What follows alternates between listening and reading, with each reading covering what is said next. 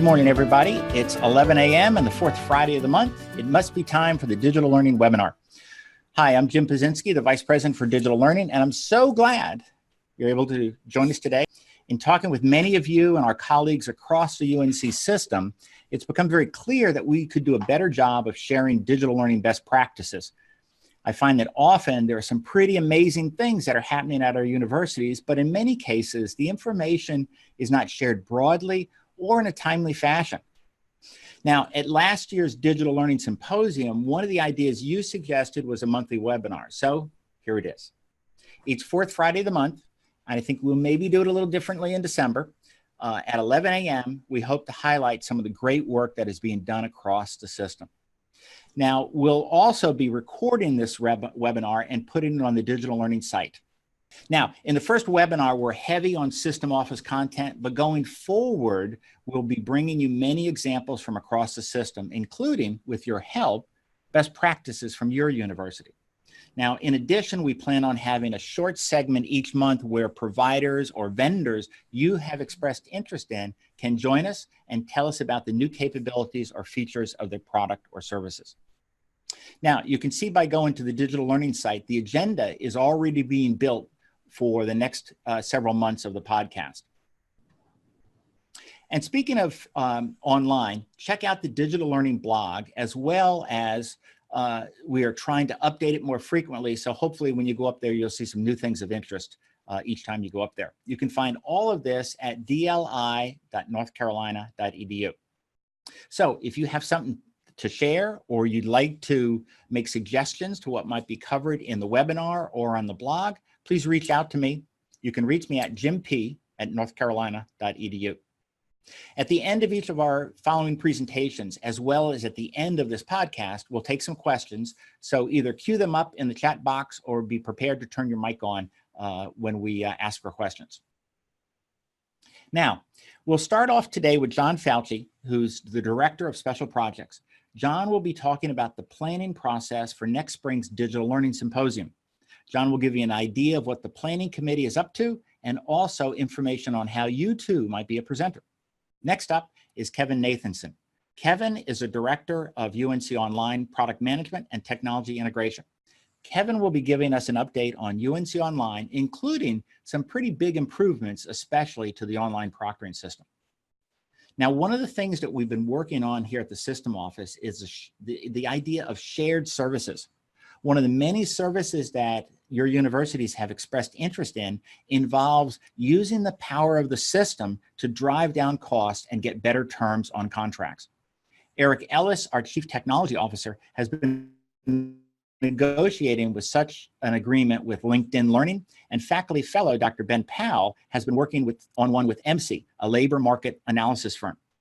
So again, please feel free to reach out to me if you have any suggestions or would like to play a role in a future digital learning webinar or the digital learning blog.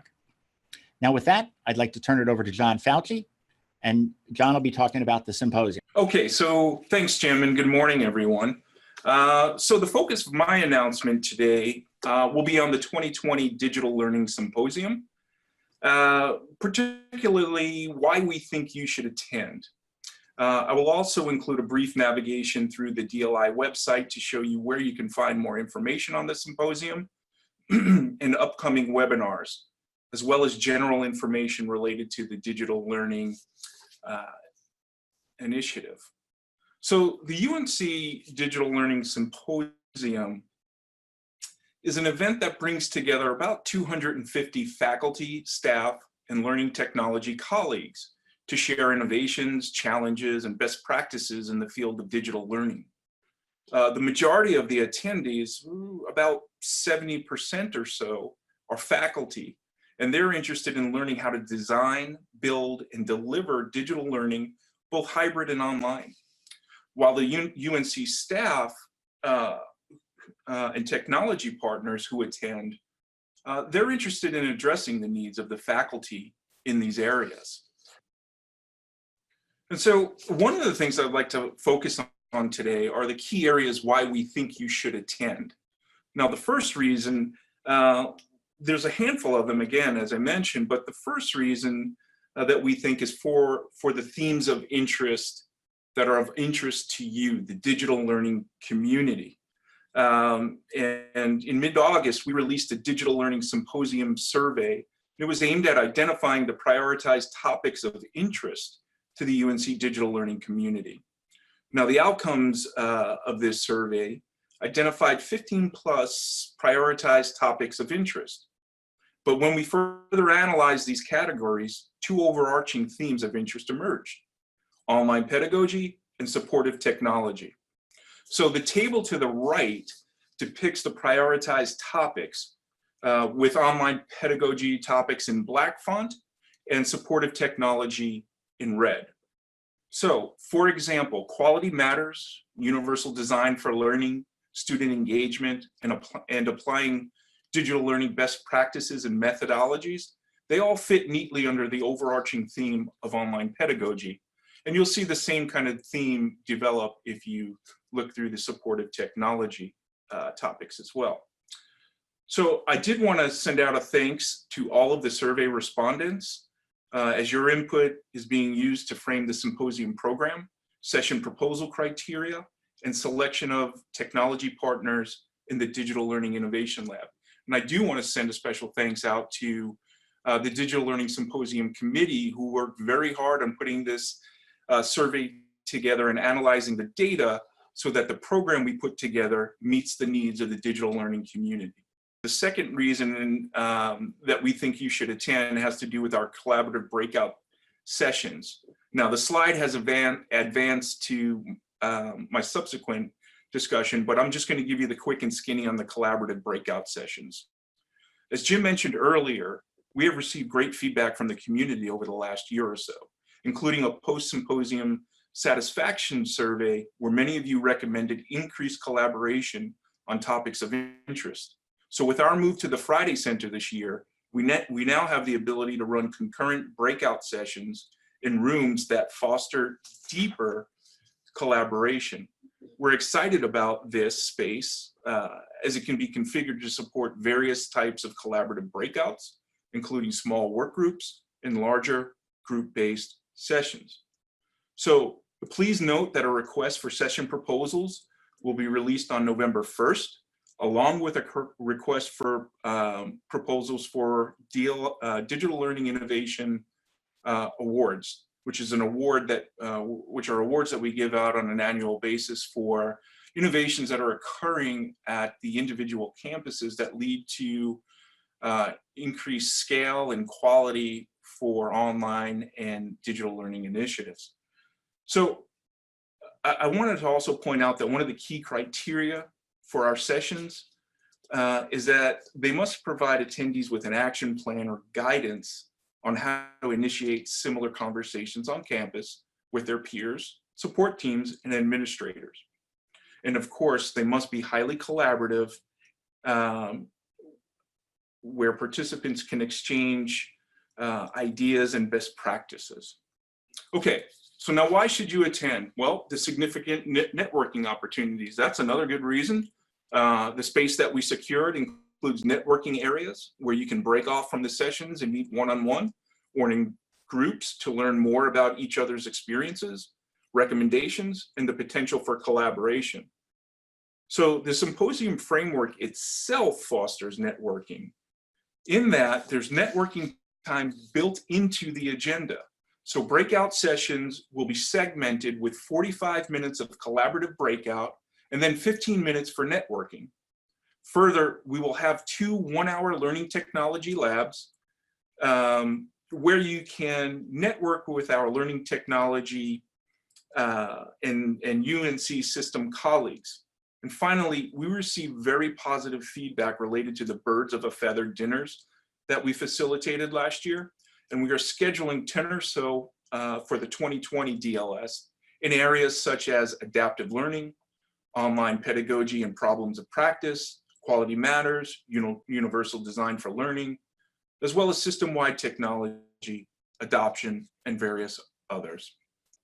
Another reason why you should attend is for the learning experience. And this is, at the heart of the symposium is the learning experience. So The Digital Learning Symposium will also provide a rich learning environment that will include 250 faculty, staff, and technology partners, all interested in advancing digital learning across the UNC system.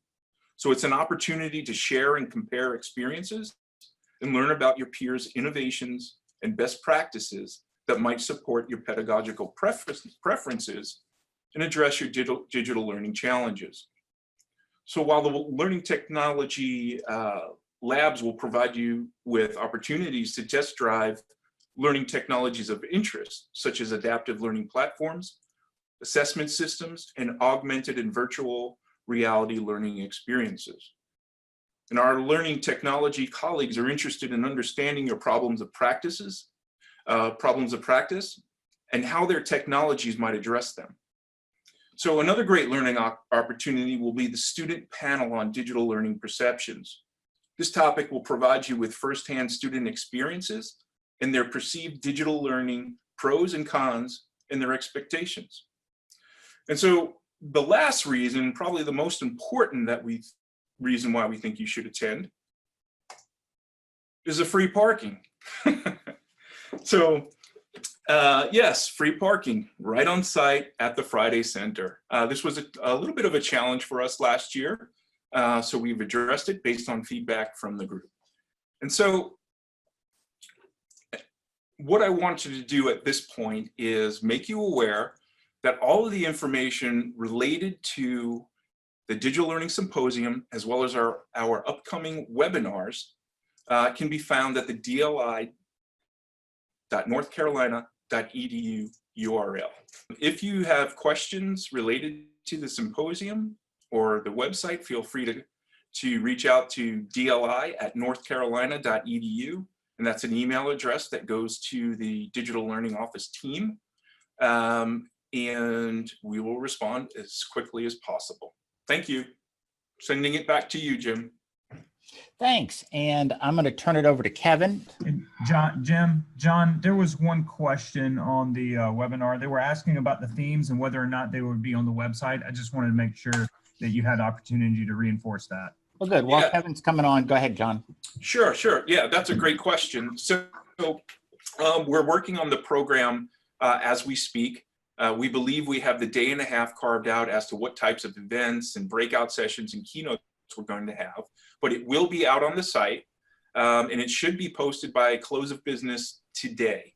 We're just trying to wrap in one more segment for which we're trying to confirm, and you'll start to see the agenda and program form and shape from there. So it will be out on the website. Thank you for asking. Great. Take it away, Kevin. Thank you very much. Good morning to everybody. Kevin Nathanson here, responsible for UNC Online. And what we wanted to do this morning is just do a quick overview of UNC Online and the various parts of it. Different people have different levels of awareness of the various components that make up UNC Online, and then cover some updates that are happening or have recently happened across all of those various components. So first off, just a quick set of definitions. What is UNC Online? Sometimes thought of as different things to different people. There are really three web tools. All of them are found at online.northcarolina.edu. The first one is primarily an outbound marketing tool for online programs, fully online, that are offered system-wide by any of the 16 institutions that make up the UNC system. This portion of the site is targeted at candidates to attend our institutions, as opposed to students or faculty, which the other two elements are primarily focused on. This one acts as a shopping site and an informative site where people can put in search terms to see what sort of programs we might have in nursing or business administration, et cetera, and then do filtering, much as you're probably familiar with in any sort of e-commerce activity that you take part in personally, being able to filter by price, by date, duration, etc. And what happens is once they find a list of programs that they're interested in, they're able to enter into a request for information, their contact info, and then our system aggregates that together and sends that out to each of the program coordinators that are out there that are responsible on their individual campuses for marketing and recruiting students into their programs, and then they follow up on that process. That site gets somewhere around 12 to 15,000 unique visitors a month, shows up fairly frequently in Google searches for online institutions in North Carolina, and we continue to maintain it all the time, and I'll talk a little bit about that process in just a second. The second piece is the cross-registration system that a lot of people think of as UNC Online, given birth to out of the various language exchange courses that existed early on in its cross-registration capability. That tool has both a cross-registration tool that is tied into all 16 of our universities and into the student information systems, as well as a course equivalency tool that pulls course equivalencies from the equivalency tables of all 16 of our schools in order to assist students and advisors in determining what a course at another institution will be credited for at the student's home institution. All 16 institutions now participate in this, and that means that the capability to register for online courses at another UNC institution is available across all 16 campuses at no additional charge and with no additional paperwork for all of our students. A third program, which is the biggest part of UNC Online, although probably not the most visible, is our Proctor scheduling service. Our Proctor scheduling tool allows instructors to require their online course attendees to utilize proctoring for examinations that are given as part of an online course. Maintaining academic integrity in online courses is somewhat of a challenge, and this proctoring scheduling service allows both online proctoring vendor and face-to-face proctors to interact with our student information systems and schedule and follow through on appointments with students. And these are transactions that exist directly between a student and a proctor, but those proctors are licensed by us at UNC Online and follow a set of established procedures as covered in a memorandum of understanding with the 14 campuses that participate in that system. The one main campus that does not is NC State, which uses a very similar system that we work with them frequently, the Delta system that does a similar task. But all the rest of our schools that offer online courses are utilizing the proctoring system. So talk about updates to each of these. Going back to that marketing site, one of the things that we've changed in the last year, and this is now a live system, is we have now set it up so that program administrators can edit their own information that is out on our site. Because there are almost 400 programs listed on the site, very difficult for us to keep up with any changes that are made to those and to know some of the details, because it covers a lot of things like financial aid cost, prerequisites, etc. So we have now set up a self-service site for program administrators. And if you're a program administrator, you already have the link to this. And you can now go in as you log in, the program or programs that you have administrative privileges for will automatically load into a list, and you can then click into that and edit and make any changes that you would like to see appear in the UNC Online program site. They go into a queue, and we double check everything to ensure that all the required fields are present and all the data is correct. And then we go ahead and authorize the publication of that.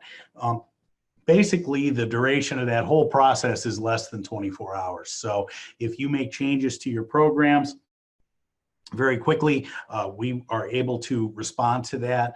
Again, do a quick approval. And once we click that approval process, those automatically populate in real time out to our program site. So if you need more information about that, I've got some contact info at the end of this presentation where you can reach us and find out from there. The second thing that has changed in switching over to our cross-registration tool is our equivalency finder. We have advanced the capabilities of our equivalency finder in a few ways, but the most interesting one is that we have now started to include a community college's view into the equivalency finder. By including the community college's view, we are able to allow students at community colleges to tell us where they go to school and be able to see what courses at all 16 of our institutions will transfer back to their school and as well the inverse, being able to figure out what to take at their school that will then transfer as accepted credit into our 16 institutions. All of those equivalencies are based on the comprehensive articulation agreement at its core, and any additional equivalencies that have been determined by individual institutions that have dual enrollment programs. But that is out in our registration, our courses registration site today under the equivalency finder setting. And we encourage both advisors and students to take a look at that. Our biggest change coming is we have a major proctoring UI redesign that is going to roll out in January. This will be a big advancement in both ease of use and capabilities. And we also have a vendor change that we are making with our online proctoring vendor of choice. And that vendor change is very important because for our students, what that means is they are going to average a savings of up to $5 an exam, which over 2 or 3 exams and maybe 2 or 3 online courses adds up to a lot of money for our students. And one of the things we're always trying to focus on is finding maximum value for our students, as Jim alluded to in shared services. The UI redesign will also introduce a couple new features, too many to go into here, but one of the most frequently asked for is a direct support of student disability services multiplier factors for those students who get extra time to take an exam. That will be able to be entered directly into our system, and the calculation will be made automatically without instructors having to extend time. And we will also have the ability to not only create a test window, but create specific test times available for individual students. So if you have somebody that needs to take a test early or is going to be taking an exam late, the system allows for that adjustment. And all of those changes, both the vendor change and those system changes, will be made in January coming up. So for the spring semester, you will see all of those deploy. Finally, wrapping up, contacting UNC Online. Everything we talked about is available at online.northcarolina.edu. Got some instructions here as to how to log into our support system. Your campus Those credentials will work. You don't need special credentials to get into UNC Online, and you can click on the contact link, and that will offer you a couple different ways to get in touch. And then, of course, if you need to talk with me directly, my email's right there, kmnathanson@northcarolina.edu. Any questions that we had? Check with the moderator or anybody else. Hey, Kevin, this is Jim. Did you mention that you've been doing some training around the system and that you're also going to capture some of that and put it up on our site? That's a good point, Jim. Yes. What we've been doing is going out and reaching out to the advising community over the last couple months. And thank you very much for those of you that have invited us onto your campuses. And we're doing another one, I believe, at UNCG on Monday. And I have a set of videos that we've put together, and we are going to also be recording those seminars and posting them, which is just kind of what is UNC Online and some of the both technical and administrative details that advisors need to know that will help them in interacting with students and utilizing UNC Online as another source of instruction to keep their students on track and on schedule. Fabulous. So if there are other questions about UNC Online, we'll take some more questions at the end of the presentation. So now we'll turn it over to Ben Powell, Professor of Entrepreneurship at App State and a UNC Faculty Fellow. Ben? Okay, good morning, everyone. Thank you for this opportunity to share with you a project that Eric Ellis, the UNC Systems CTO, and I have been working on. I'm Ben Powell, an Associate Professor of Entrepreneurship at App State. I'm also a faculty senate officer at App State and a faculty assembly delegate. Since January, I've been working with Jim and the UNC System Office's DLI team as a UNC faculty fellow. My presentation today focuses on the project that I'm doing for my UNC. So Eric and I are working with our UNC institutions to identify digital learning services that our institutions are purchasing or may purchase, and we're seeking to craft system-wide agreements for those services. There's obvious advantages to a system-wide approach. One is cost. The variable cost, the changes in costs associated with increases in volume of most digital learning services are very low. So this makes substantial volume discounts feasible for many service providers. With almost 240,000 students, our system offers substantial volume and may thus be able to obtain substantial discounts if we negotiate as one. Another benefit is convenience. As any of you who have experienced this know, getting financial and legal approval to purchase a new digital learning service can be a really lengthy and complex process. By developing system-level umbrella contracts, we can greatly ease digital learning purchases for UNC institutions. We haven't gotten as far with customization, but we're starting to explore it, and that's another potential benefit. By offering substantial volumes to service providers, we may be able to request modifications and customizations that fits our specific needs, such as custom reports or analyses. And then finally, keeping up with digital technologies is not easy. Selecting the best digital learning service is challenging for any UNC institution. And by pooling our experts and our expertise, we can make better purchasing decisions. In each of our current projects, we rely extensively on insights and advice from staff and faculty at our UNC institutions. Participation, I want to stress that participation in any of our shared service initiatives is entirely voluntary for UNC institutions. We have no intention of attempting to require UNC institutions to participate in any of our initiatives, not now, not in the future. And such voluntary participation is essential to the design of our shared services project. We force our initiatives to compete for participants, and only those initiatives that garner enough support among our UNC institutions survive. Through this trial by fire, we weed out weak initiatives and retain only those that create sufficient value for our UNC institutions. Cooperation on shared services strengthens our UNC institutions and the UNC system. Service providers are currently picking off our UNC institutions one at a time. That harm is less severe for our large institutions, but it can be substantial for smaller institutions. We can leverage the power of our larger institutions to help our smaller institutions, but cooperation among our UNC institutions can create value for all institutions, even the large ones. And as you can see in the graphic, a dog is no match for a polar bear, but a pack of dogs is. And with that, I don't mean to imply that we must or should seek adversarial relationships with service providers. Rather, we should collaborate with service providers where our interests align, but where they depart, as is generally the case with cost, our UNC institutions need to cooperate as a pack for their mutual benefit.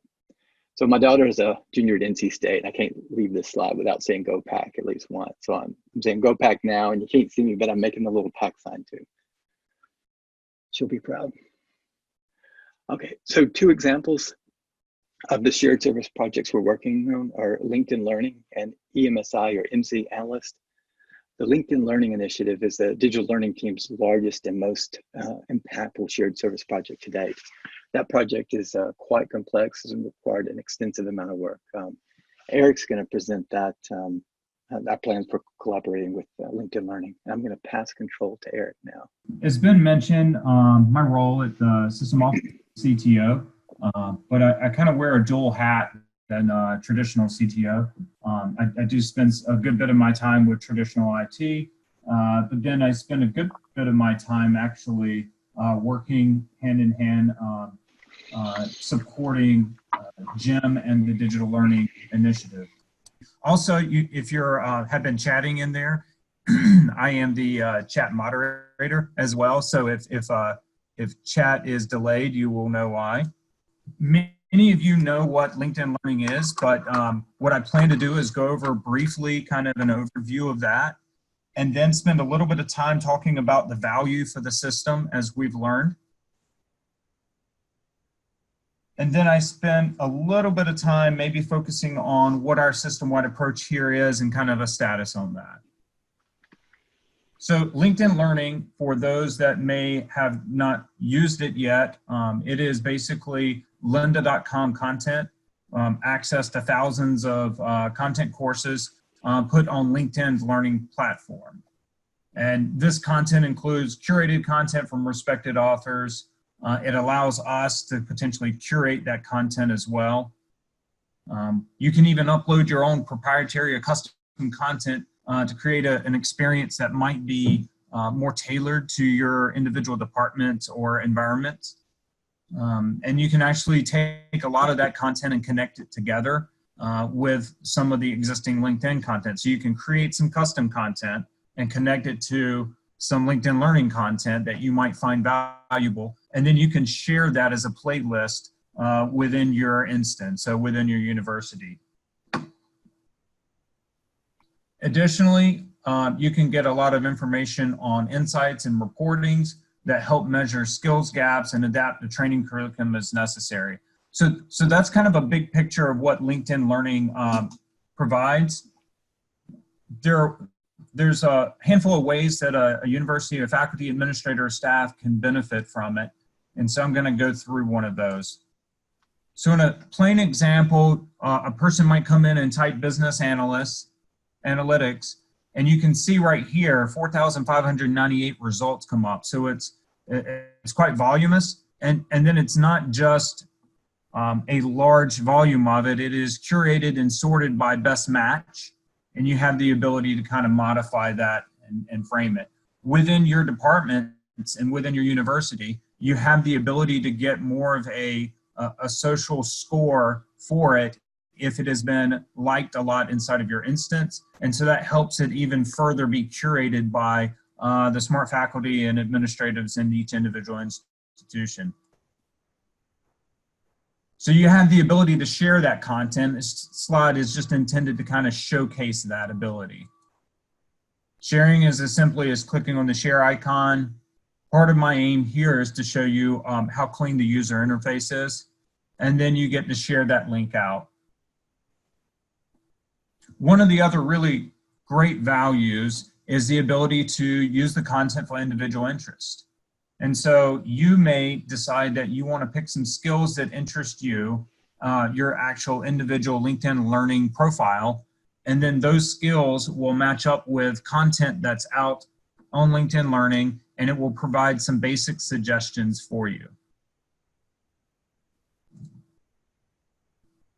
So I wanted to pull out some examples of how universities are using this. There's several universities using around the nation. There's even entire university systems that are also using it. But I'll pull out one example. As I say here, universities are using LinkedIn Learning for everything from faculty and staff development and enabling flipped classrooms and curated supplemental materials. I know when Jim had LinkedIn Learning come down here and meet with several of the faculty to kind of preview and understand what LinkedIn Learning would be able to provide, a few of the faculty in the room immediately thought, this could help me supplement some of the content that I can use to enable flipping the classroom, or even just plain flat out using it as supplemental material. One good example of that is Virginia Tech uses this, and they said that the goals of the expansion for LinkedIn Learning included very specifically supplementing curricula, streamlining their help desk and faculty development programs, and just providing a high quality virtual help desk anytime. So you can see it has a variety of uses, both from a help desk environment and providing career development, but also to faculty for potentially helping them flip their classroom. I'm gonna fast forward to slide. There were a few questions, actually. I'll go ahead and address those now and then hit my final slide. The question from one individual is, will it be available through the library or HR? And that was actually part of the challenge in trying to promote it and go after a shared approach here, is because in different organizations, it appears to be being led by different individuals. I know HR is technically inside of the system office, kind of the executive sponsor for LinkedIn Learning. And that's true in many instances. Their HR are involved. IT happens to also be involved as we're making sure the single sign-on works and that it's appropriately accessible to our employees and administration. And then there was, so I think we still need to get a better handle on that. And I think there was one other question. Can you develop custom content for internal training in LinkedIn Learning? So the content is actually created and developed outside of it, and then you are able to upload it. And there's a long list of content types that you are able to upload, and I can direct people to that. Eric, I saw another question in there with regard to, is it mostly business content? And I think that when you go up there, it is very, very heavy on business, and it's very heavy on technology, mostly software, using Microsoft Office or do other technologies. But we have a slide that we've created, which we'll be glad to share with you, put up on the DLI site, that shows three major areas that they're getting into, and more they're doing soft skills. And I would say that Barbara Howard at App State is helping to drive a faculty assembly committee on digital learning. And one of their interests is, how can we help our faculty and perhaps our students and staff create learning objects that can reside up on LinkedIn Learning, and then funds flow back to the institution and or the faculty members. So that's something you'll hear about more in the coming weeks and months. And in the spirit of time and making sure I allow time for Ben to finish up on the MC thing, I'll address, there's one or two other questions real quickly, and then I'll finish up this slide. There's a question about Cornerstone. There's some information that if somebody wants some specifics on that, I'm happy to provide it. I will say that LinkedIn Learning has an integration with Cornerstone. The benefits of a Cornerstone, et cetera, is the ability to generate quizzes, et cetera, beyond. It's used for, personnel development a lot of times and attestation. But yet that LinkedIn Learning content and the social curation of that is kind of powerful on the LinkedIn Learning front. So with that, I think I'll kind of hit my last slide, which is basically a call to action and next steps. What we need to kind of do is identify and make sure that there is indeed appropriate system-wide demand, that you guys and everyone across the system find value. And then we need to understand the existing and or future processes that would make it, you can seamlessly share that content even across the system, because that would increase the value tenfold. And then make sure, if those two things are true, that we really hone in on an appropriate, fair system-wide pricing that benefits all of us. And so if we get those things, then, and there's an agreement that makes sense toward this, then we should be working and establishing that over the next several months. And so that's kind of the call to action to there, is to say, as we work together, feel free to reach out and share that information with us if you have interest or questions that will help further suss out your interest. Second project we'd like to share with you is our collaboration with IMSI for its analyst service, which offers its analyst service offers labor market analytics needed to assess the demand for academic programs. Because online programs are currently the fastest growing academic programs generally, demand for IMSI analysts has been strongest among the distance education units in our UNC system, and that's who we've been working with primarily. However, institutional research units are involved in the assessment of existing academic programs, and IMSI analysts is very useful to them for program assessment. So we've been talking to IR as well. Other potential clients include marketing units responsible for promoting academic programs and career service departments. So we're trying to reach out to them as well. We are now finalizing a system level agreement with IMSI for its analyst service. The request to include IMSI in our shared service project actually originated with App State. Then we learned Chapel Hill had the license that was expiring in mid-September, and the renewal price was pretty high, and they didn't feel like they could renew at the price that was being offered. Fayetteville State had been a licensee in the past, but was not currently a license. When we proposed a system-wide agreement to IMSI, we found a really willing partner. Doug Heckman is our sales rep. He's been great. And Doug agreed to lower the price of analysts from $15,000 to $4,500 per user per year if we reach the volume of 10 or more licenses across the system. He let us aggregate our volume across the system, which was essential. Working with Dr. Rolinda Thomas, the Associate Vice President for Academic Programs in UNC System Office, we've obtained commitments to order more than 10 licenses, and we can thus offer the minimum price, which is $4,500, to any units within our UNC institutions that would like to join this shared service initiative. So, if you would like to learn more about LinkedIn Learning, our LinkedIn Learning initiative, please contact Eric. His email address is displayed. If you want to learn more about IMSI Analyst, please contact me, and my address is displayed as well.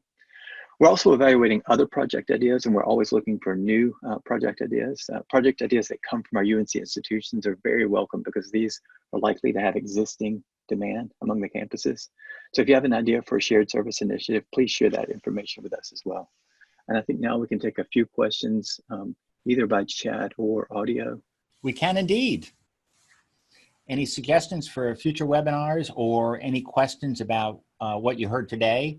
I think there was one in the chat about can you all get demos of some of these things? And I think reaching out to the appropriate person, Eric, John, me, or Ben, we can make that happen, either on campus or online. Other questions? Eric, any other on the chat line? Otherwise, we'll just close this down and give everybody 8 minutes back of their lives. I didn't see any. I know one individual mentioned that Teams would be a great topic on this as well. And I would say you talked about reaching out to us for the trial. I couldn't agree more, because if we're already working with other universities on a demo or trial, again, some of the learning curve that we've had there, and some of the sharing that can occur there might make us even more clever about how we demo an offering. Yeah. And I think that one of the other things that has become beneficial from having discussions with these various companies is that usually when you call them up, you get one of their sales reps, which is fine and dandy. You know, they know a lot about the product.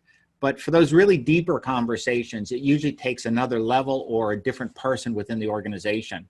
And that's been great for us to ask deeper questions, as well as to ask for changes or some other insights. So I think that's another benefit that we're starting to see from all this. And Jim, one last question appeared on the chat earlier in your presentation. You mentioned awards coming out to support DLIs on campus.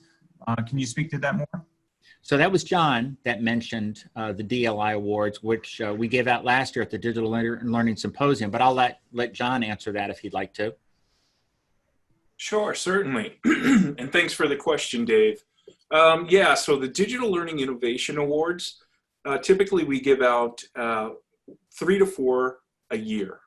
as we move forward. So, and the awards are associated with digital learning innovations. Obviously, it's implied in the name, but there are specific criteria associated with the award. Things from creating a transformative innovation, one that creates a true paradigm shift in how digital learning is being used at the campus and how it might be scaled. The ability for the innovation to create greater access as well as affordability, particularly for our underserved student communities. And so what happens is we'll send out the request for proposal. You'll respond online. Our Digital Learning Symposium Committee will review all of the submissions, and that will get whittled down to about 8 or 10 or so of the top or the key innovations that were identified. And from there, you will be invited to present a poster at the upcoming Digital Learning Symposium. And then from there, both the community or the participants at the symposium, as well as the Digital Learning Symposium Committee will vote on the top 3 or 4 digital learning innovations, and awards are handed out kind of as the capstone to the Digital Learning Symposium. Great, John. Thank you. And so this information will be up all on the DLI website, as well as underneath the symposium part of the website. We did have, I see another question.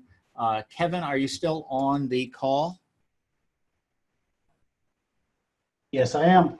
So could you provide an update regarding the equivalency tool for military credit for prior learning? You presented to the faculty assembly on this topic in April. Thank you. Mm-hmm. We have another hour and a half. Brief, Kevin, brief. Brief? Okay. Brief. Absolutely, yes. Maybe that could be a topic for a future one, but anyway, go ahead. Yes, and that's what I was going to suggest too, is that probably carving out a chunk in one of our next ones would be good there. There's a lot happening there.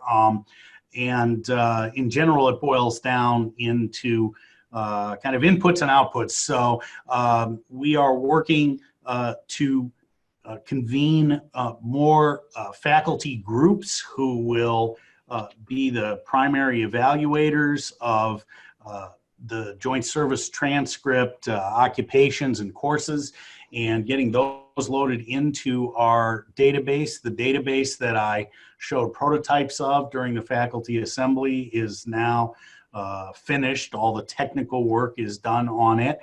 Now the key is to get content into it. So we'll be working with faculty on that. And likewise, in parallel, there has been a working group that has assisted in putting together the regulation that brings us into conformance with state law that I talked about, SB 761, and all of that is coming to fruition with the goal of being able to roll out a required workflow, for lack of a better term, in fall of 2020. So there will be significant educational outreach, training sessions, et cetera, kicking off in the fall for registrars, and then expanding for various parties that are involved in evaluating military credit going forward over the winter and spring months. So there will be a lot of news in that space, and certainly maybe doing a more detailed update during one of these webinars is an opportunity that we might be able to make happen. We should. I think, to this point, it's important work. So we should do a 10-minute update at a future digital learning webinar, and then also have, webinar of its own for folks that really want to go deep on this. And since you're going to be developing some training online, that may fit perfectly in there. Good idea. We're right at time now. Any other questions, or we'll let you all go? I would say this, please email any of us with suggestions. comments, criticisms with regard to this webinar. We want to make it better and better each time. I know we had a couple foibles here and there, but that's to be expected for the first time you do this. But we really do want your opinion on what should be presented, what you're interested in, and then what you want to present. We would really like more and more people from the campus presenting on the great things that you all are doing.